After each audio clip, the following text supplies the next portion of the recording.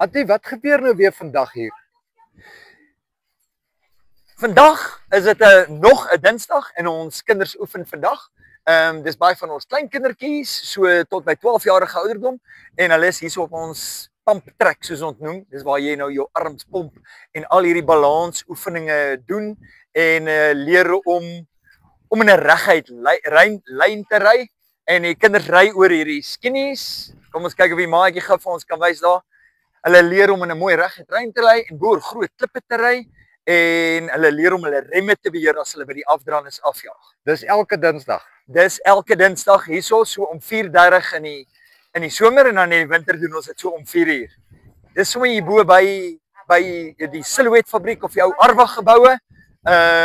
Dis waar ons Anatomic fietsry klere maak en dit is by hierdie fabriek wat ons hierdie skooltjie bestuur. Elke Dinsdagmiddag.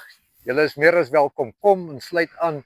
En as jy nie 'n fiets het nie, hier is vir jou 'n fiets op.